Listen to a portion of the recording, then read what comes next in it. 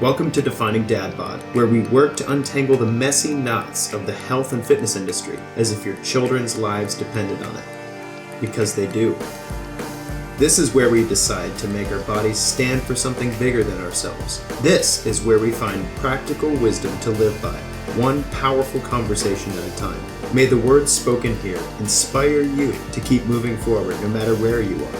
Who knows who you could be if you could become 1% better every single day. We can do the show thanks to the support of listeners just like you. For more information how you can become part of the inner circle, go to findingdadbod.com/inner circle. What's up, guys? This is Alex Van Houten with Defining Dad Bod. I hope you're doing super well. Today's episode was an unplanned addition to the TRUFIT series. When I sat down and I outlined the TRUFIT series to talk about long-term health and fitness goals in 2020 and how to help people achieve those goals well through practical, science-based information on the show, this show was not on that list. However, I've had an experience in the last couple weeks that I believed was an important addition. Something in my own life required me to stop down and reevaluate my own nutrition program. And I had to stumble through a process myself that I've helped guide my clients through many times. And I don't know, maybe it was my lack of sleep at the time, but I thought perhaps my experience could help somebody else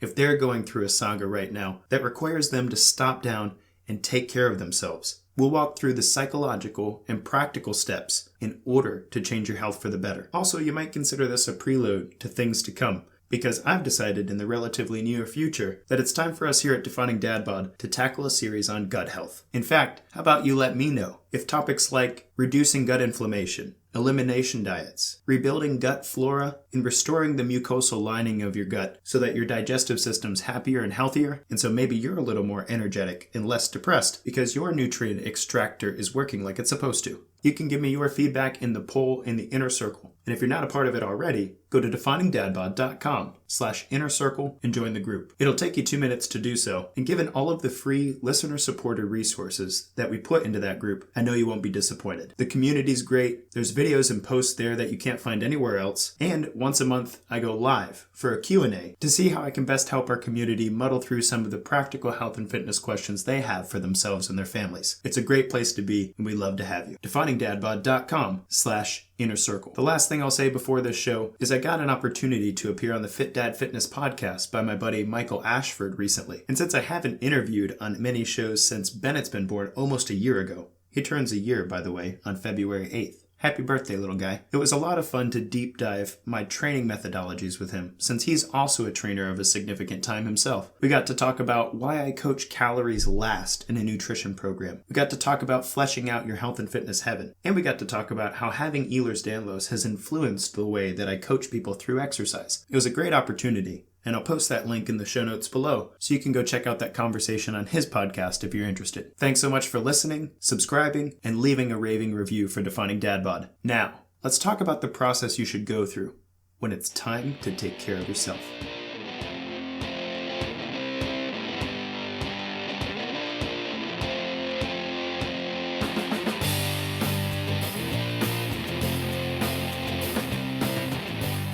Have you ever had a time when your body demands your attention? When the day-to-day operations of your normal life can go forward like they should?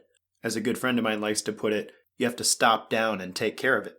What do you do with that? How do you progress? What's the way forward? When maybe you're in pain, or you're sleeping poorly, or a wrench has been thrown into the machine of your normal life and it requires you to shut down for maintenance. Well, I had something like that happen to me recently. I'm doing much better now, and things look like they're moving in a good direction. But since it's so fresh on my mind, I thought I might talk through the process to help somebody who's listening, and perhaps make it easier on you. So here we go. If you've been listening to the show for a while, you know that I have Ehlers-Danlos. And one of the possible complications of Ehlers-Danlos is digestive dysfunction. That occurs because the tissues of the digestive system are similar to the tissues that make up things like ligaments and tendons. It all requires collagen. So if you have a problem with collagen synthesis in your fascial tissue, then the same disease, the same problem that can cause things like tendinitis in your elbows and unstable ankles, can also cause your small intestine and large intestine to function poorly.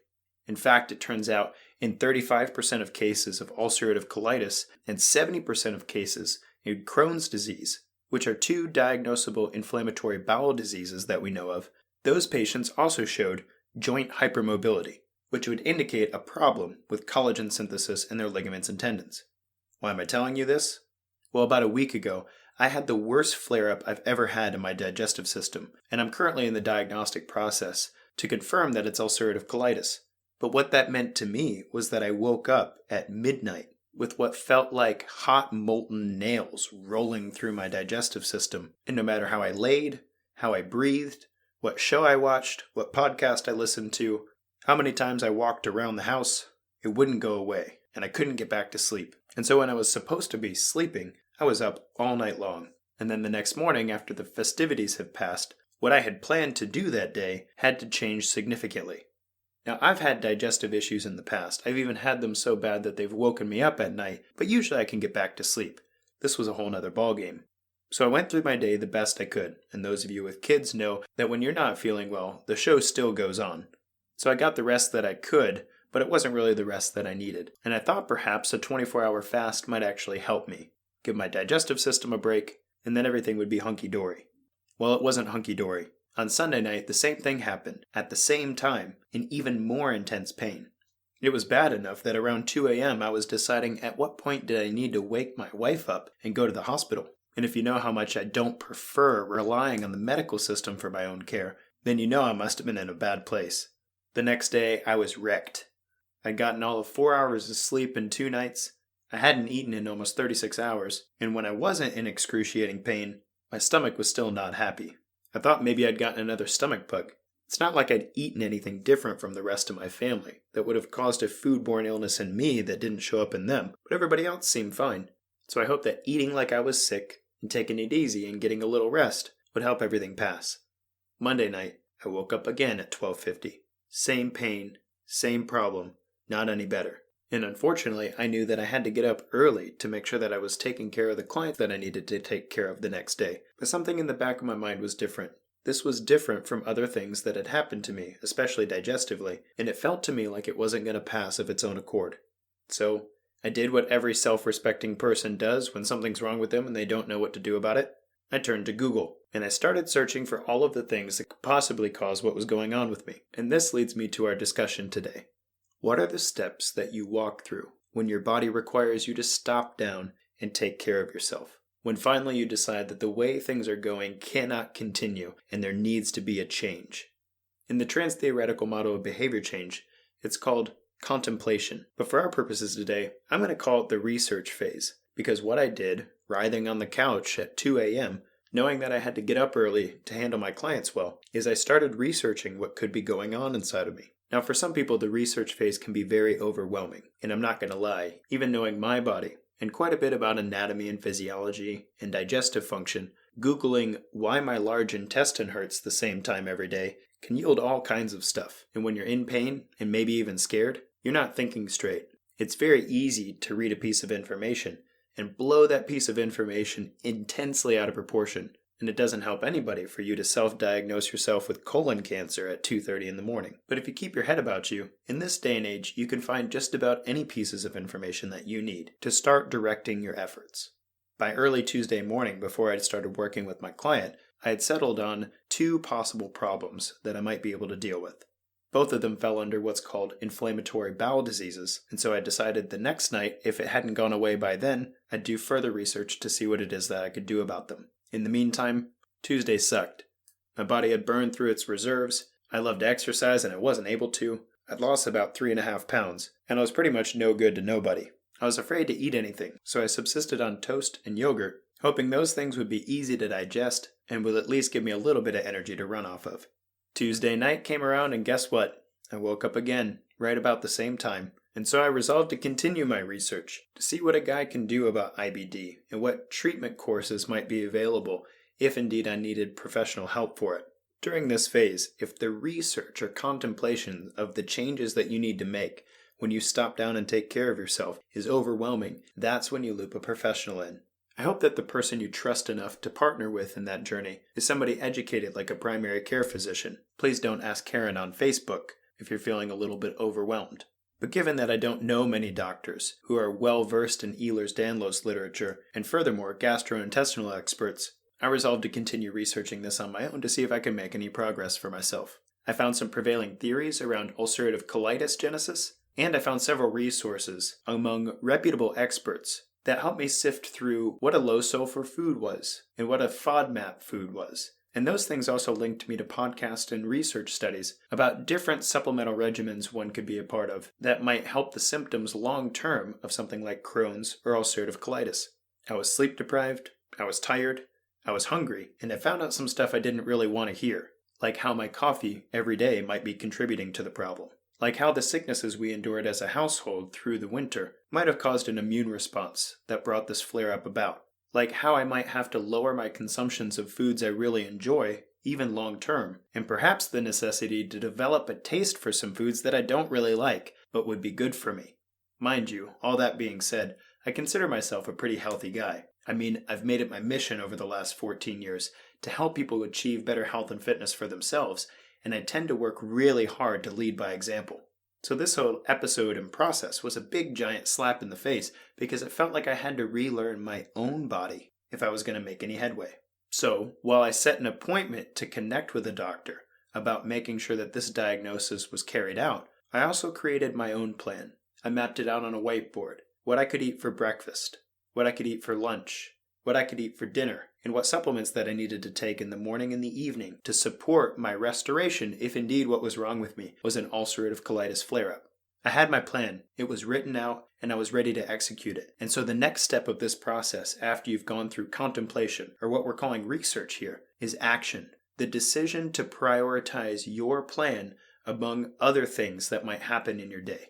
You see, almost no of the low-sulfur, low-FODMAP foods that I needed to eat during this period were in our pantry or refrigerator at the time. I also didn't have any of the supplements that I had found in double-blind placebo research studies would actually be helpful to me. And so what that meant for me is that I had to actually spend several hours that next morning going grocery shopping, clicking around on Amazon, and talking through my plan with my wife to help her understand what it is that I needed to do for myself and marshal that support system so that she would be in my corner and so that my changes that I needed to make for me made the least horrible impact on my house.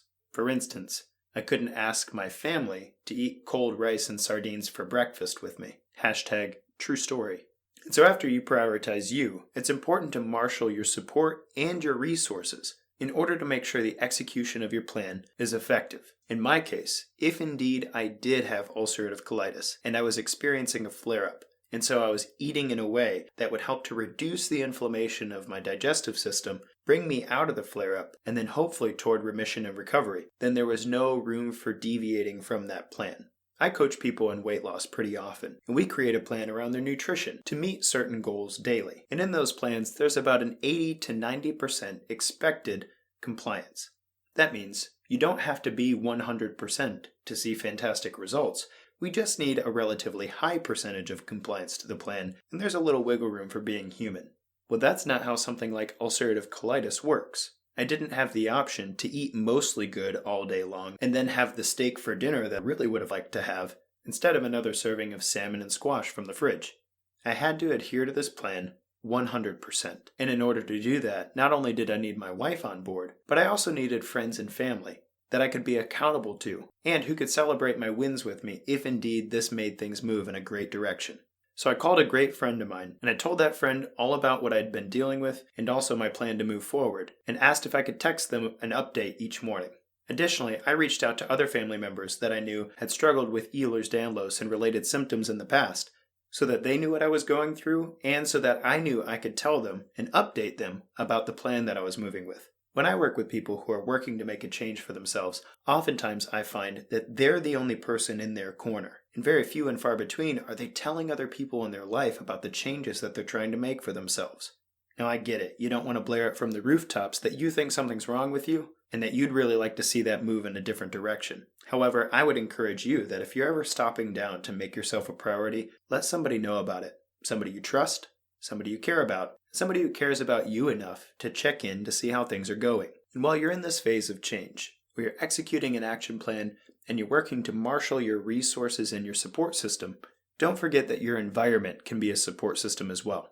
If you can structure your environment around you to make your positive behaviors easy, the desirable ones, the ones you've set out to make happen, and the negative behaviors hard, the ones that are going to work against you, then your environment itself can become a support system in your change.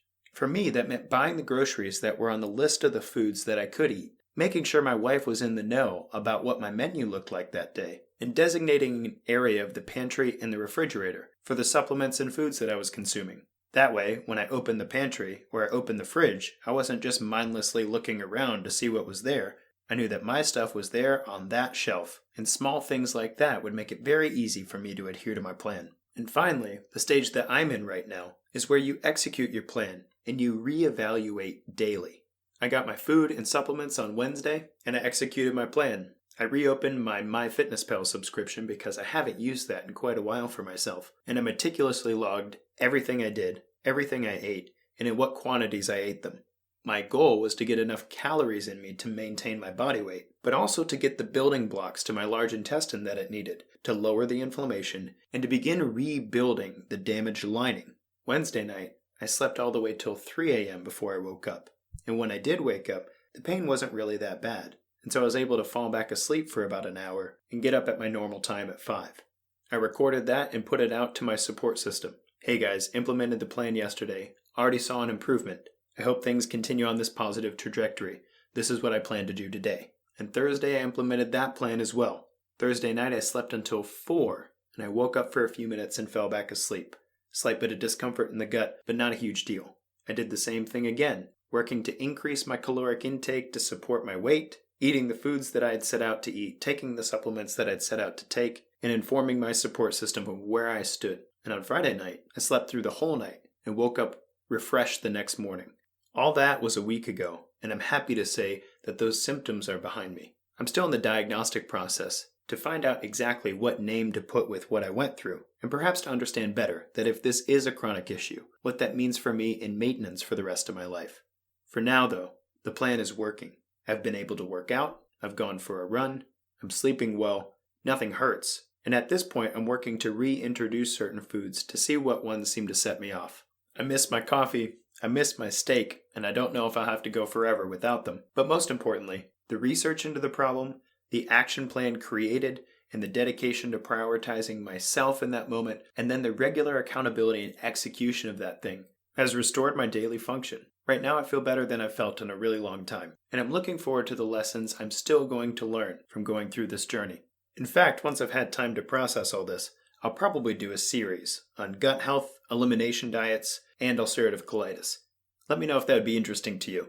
What I hope you take away from this talk today is the necessity to stop down and prioritize yourself. I don't know what it is about us, especially us parents, that makes it so that something catastrophic and terrible to the point where we can't continue to go about our day-to-day in a normal way. I don't know why something like that has to happen to us before we finally take ourselves seriously. Here's the deal. If you have signs that your body is not working like it's supposed to, and you keep covering it up, and you keep putting it in the back of your mind, oh, it's just a stomach ache, no big deal. Oh, I can work through this, that's not bad. It's not interrupting my workout program. Whatever it is, I hope you'll spend a little time addressing it for you. And if something rough does happen to you, where life comes to a screeching halt, and your body demands the attention that you didn't want to give it before, I hope this episode will give you a step-by-step way to address it. Remember, if you feel overwhelmed, get with a professional you trust to help you research the problem and to create the action plan moving forward. But don't forget to marshal your support. Don't forget to marshal your resources. And don't forget to execute the plan daily to follow up with your support system and evaluate how you're doing. You only have one you, and all of the things you're so busy with will come tumbling down one way or another if you don't take care of yourself. And don't worry, you're not alone. I'm still learning too. This has been Alex Van Houten with Defining Dad Bod. Until next time, guys, kick butt, take names. The free practical advice and conversations here remain unbought and unbiased thanks to the support of listeners just like you. For more information on how you can become a part of the inner circle of Defining Dad Bod, go to definingdadbod.com/inner circle.